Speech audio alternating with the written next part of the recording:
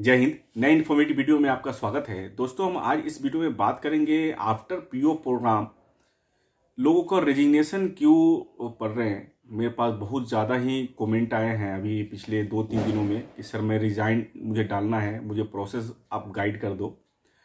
या बहुत लोग ऐसे हैं जो परेशान हैं सेल्स से लेकर के। तो अगर आप पीओ प्रोग्राम में जाना चाहते हैं या पीओ प्रोग्राम से आकर के आप ब्रांच में आप इंटर्नशिप ले रहे हैं तो आपके लिए बहुत इंपॉर्टेंट वीडियो है। तो वीडियो का लास्ट तक बने रहिए और देखिएगा कि आपके कैरियर के लिए एक क्या क्या आपके लिए बेनिफिट्स है इसके अंदर में और क्यों रिजाइन पर है, रिजाइन का असली रीजन क्या है। तो चलिए दोस्तों वीडियो को स्टार्ट करते हैं। अगर हमारे चैनल पे नए हैं तो लाइक और सब्सक्राइब जरूर करें क्योंकि हम बैंकिंग से रिलेटेड सारा वीडियो अपने चैनल पर लेके आते हैं। तो दोस्तों सबसे पहले तो बात कर लेते हैं जो आईसीआईसीआई बैंक का पीओ प्रोग्राम है। जो लोग रिज़ाइन की बातें सोच रहे हैं, अभी मैंने पिछले 2-3 दिनों में इतने सारे कमेंट्स हैं, आप हमारे यूट्यूब में जाके देख सकते हैं। बहुत सारे कमेंट्स आए हैं रिज़ाइन का प्रोसेस, सेल से परेशान है। बहुत लोग कमेंट कर रहे हैं कि सबसे बेकार प्रोग्राम है। तो इसके पीछे रीज़न क्या है? तो जहाँ तक कि मैं फाइंडिंग कर पाया हूँ इसके पीछे रीज़न सबसे बड़ी चीज़ है कि आपका जो माइंडसेट है वो माइंडसेट में कुछ ना कुछ कंसर्न है कि आपका गोल क्लियर नहीं है लाइफ का, कि आपका गोल क्या है, आप क्या करना चाह रहे हैं। बेसिकली क्या होता है कि जब भी आप कोई नया काम स्टार्ट करते हैं तो स्टार्टिंग में थोड़ी सी प्रॉब्लम आती है। आप अगर छोटा सा एक एग्जांपल दूं, अगर कोई बंदा चलना सीखता है तो चलते समय बंदा गिरता है, फिर संभलता है, फिर चलता है, फिर संभलता है, फिर दौड़ना स्टार्ट करता है। एकाएक दौड़ना स्टार्ट नहीं करता है। तो आप जैसे वहाँ आईएमए से आकर के इंटर्नशिप ज्वाइन कर रहे हैं या आप ओजीपी पे जा चुके हैं, आपकी पोस्टिंग हो गई है, उस समय लोग कह रहे हैं कि बहुत ज़्यादा प्रेशर है, हमें रिज़ाइन देना है। तो दोस्तों सबसे पहली बात तो ये देखिए कि आप बैंकिंग सेक्टर में आए हैं तो बैंकिंग सेक्टर बहुत बड़ा बोर्ड है। आपको जो नॉलेज होने वाला है, बहुत ज़्यादा नॉलेज होने वाला है। तो आप अपने लाइफ का जो गोल है, सबसे पहले गोल तो ये रखिए कि आपको सीखना है। आप प्रेशर को आप सेकेंडरी समझिए, प्राइमरी समझिए कि आपको लर्निंग क्या है। क्योंकि पीओ प्रोग्राम से जैसे ही आप आते हैं पोस्टिंग में तो आपको डिप्टी मैनेजर 1 का ग्रेड मिलता है, जो कि आप अगर सही से काम करें तो 5 साल में आप ब्रांच मैनेजर तक पहुंच सकते हैं। आप रीजनल हेड सेल्स जा सकते हैं, अच्छे प्रोफाइल में जा सकते हैं, क्रेडिट मैनेजर बन सकते हैं।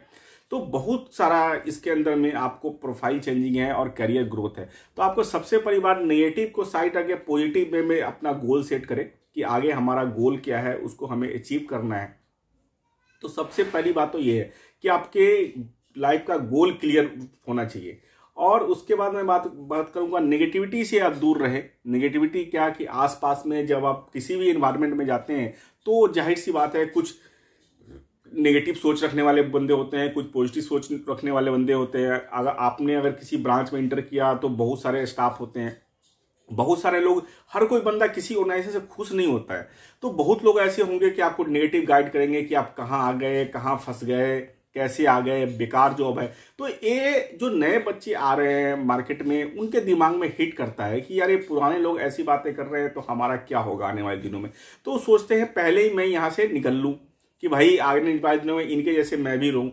तो सबसे पहली बात तो आप ये देखिए, अपना माइंड अपना काम करिए, अपना गोल क्लियर रखिए कि कोई कितना भी नेगेटिव दे, आपको पॉजिटिव वे में ही सोचना है कि भैया हमें 5 साल में ब्रांच पे जाना है या हमारे लाइफ का ये गोल है, हमें ये अचीव करना है, हमें गाड़ी लेनी है, घर लेनी है, हमारा आगे का प्लान है।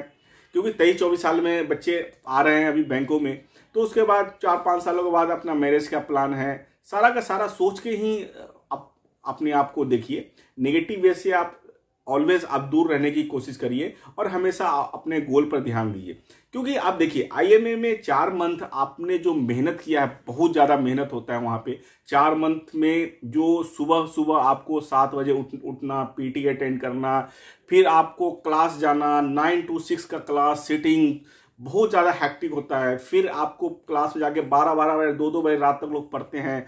स्पेशली एनआईएसएम को लेकर बंदे परेशान हो जाते हैं कि भाई ये एनएसएम कैसे क्लियर होगा। लोग कितना मुश्किल से एनआईएसएम क्लियर करते हैं, फिर सारा का सारा असाइनमेंट क्रिएट करते हैं, असाइनमेंट बनाते हैं, डे टू डे मेहनत कर करके आप अपने अगर ब्रांच में आकर के आपको लगता है ये प्रेशर है तो वो 4 महीने आप आईएमए का जरूर आप ध्यान रखिए कि आपने आईएमए में 4 महीने कितना आपने मेहनत किया है। अगर आपको वो मेहनत आप कर सकते हैं तो यहाँ पर भी आके आप मेहनत कर सकते हैं, क्योंकि यहाँ पर आपको गाइड करने वाले बहुत लोग हैं। आप देखिए, जहां आप ज्वाइन कर रहे हैं आप पॉजिटिव वे वाले के साथ रहिए, लोगों से दोस्ती आप करिए, जो काम कर रहे हैं आप उससे बात करें, क्योंकि आप देखेंगे किसी भी इंडस्ट्री में, किसी भी ऑफिस में बहुत लोग ऐसे होते हैं जो गाइड करने वाले लोग होते हैं, पॉजिटिव सोच रखने वाले लोग होते हैं। आप उनके साथ बैठिए, अपने सीनियर के साथ बैठिए, उनसे आप डिस्कस करिए। और उससे भी अगर मैं आपको बात बोलूं कि आप चाहते हैं कि आप ऑन वे आप दूसरे की राय नहीं लेना चाहते हैं, तो सबसे बड़ी बात है कि आप सेल्फ स्टडी करें, बैंक से रिलेटेड सारा कुछ आप समझिए, केवाईसी समझिए, करेंट अकाउंट समझिए, सेविंग अकाउंट समझिए, एफडीज क्या होती है, आरडीज क्या होती है, म्यूचुअल फंड क्या होता है, क्योंकि ये सारा का सारा आप थोड़ा बहुत आईएमए में सीख के आए हुए हैं। तो यहाँ आप देखिए कि लोग कैसे बेचते हैं, और साथ के साथ यहाँ थर्ड पार्टी के भी लोग होते हैं ब्रांचों में, आप उससे सीखिए कि भैया ये प्रोडक्ट क्या है। क्रेडिट कार्ड वाले बंदे हैं तो क्रेडिट कार्ड वालों के साथ बैठो, उससे सीखो क्रेडिट कार्ड कैसे आप बेचते हैं, क्या क्या इसके अंदर में प्रोडक्ट है, क्या क्या फीचर्स हैं, सारा का सारा आप देखेंगे, जरूर आप सीखेंगे और धीरे धीरे आप काम करना स्टार्ट करेंगे। और सबसे इंपॉर्टेंट है प्रेशर कभी नहीं लेना चाहिए। प्रेशर को हमेशा रिलीज करके रखिए, अपने आप को हमेशा गोल्स के ऊपर ध्यान रखिए। प्रेशर आपको कभी नहीं आएगा। प्रेशर क्या है, प्रेशर आप लोगे तो प्रेशर है। अभी आप सोच लेंगे कि आपके सर में दर्द है तो जाहिर सी बात है 1 घंटे के बाद आपके सर में दर्द स्टार्ट हो जाएगा। तो आप कभी प्रेशर मत लीजिए, हमेशा अपने आप को पॉजिटिव वे में रखें। और अपने काम में अगर आप स्टार्टिंग में आकर के थोड़ा सा भी आप काम कर देते हैं तो आपका जो सीनियर है आपको जरूर अप्रिशिएट करेगा और आपका धीरे धीरे मनोबल बढ़ेगा और धीरे धीरे आप काम करना स्टार्ट कर देंगे। उसके अलावा स्टार्टिंग में मान लीजिए आपका कैचमेंट में इशू है, ब्रांच में वॉक इन नहीं है, या जिस डिपार्टमेंट में है वहाँ आपके पास काम नहीं है, तो आप काम करके दिखाइए। आप बाहर जाइए, देखिए लोगों से कैसे कैचमेंट है, क्या काम है, अपने सीनियर को साथ में विजिट में लेके जाइए, फिर सारा का सारा आपका काम स्टार्ट हो जाएगा। फिर आपको कोई प्रेशर रिलीज नहीं होगा। और रेजिग्नेशन के लिए मैं आपको सबसे पहले रेजिग्नेशन वो नहीं है कि आप रिजाइन देकर के फिर जाएंगे, आपके लिए बहुत ज़्यादा कंसर्न होगा अगर आप रिजाइन देकर जाते हैं। तो सबसे पहले बात कि आपकी फैमिली जो जितना आपने 1 साल 6 महीने मेहनत किए हैं, अपने फैमिली रिलेटिव्स के सामने जो आपकी इमेज बनी है, आप आगे बोलेंगे कि क्या कैसा प्रोग्राम था, कैसे आ गए, आप कर नहीं पाए, क्योंकि यहाँ 80-90 हज़ार एम्प्लॉय जॉब कर रहा है। तो आप इकलौते ऐसे हैं कि क्या प्रॉब्लम आ गई।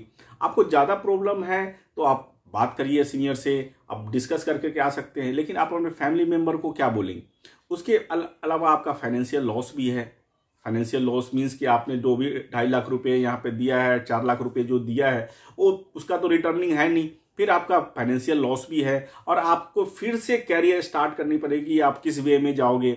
मैंने बहुत लोगों को ऐसे भी सुना है कि जो पीओ प्रोग्राम में आकर के रिजाइन देकर के फिर से हम मुझे कमेंट करते हैं कि मुझे फिर से ज्वाइन करना है, कि आप पॉसिबल है, हम कैसे कर सकते हैं। तो ऐसे लोग भी आए कि जाने के बाद फिर उनको समझ में आती है कि यार मैं कहाँ था और कहाँ आ गया। तो इससे फिर बचने के लिए आप कर सकते हैं दोस्तों, थोड़ा सा स्ट्रगल आप करिए, थोड़ा सा आप देखिएगा लाइफ में बहुत ज़्यादा आपको अचीवमेंट मिलेगा। आप ध्यान रखिएगा कि थोड़ा सा मेहनत आगे जा कर के वो आपको एक अच्छा वे दिखाएगा, जिससे क्या होगा आप लाइफ में अच्छा कर पाएंगे। तो इसी आशा के साथ मैं वीडियो को एंड करता हूँ। वीडियो में बनाने के लिए thank you very much. Like और सब्सक्राइब जरूर करें।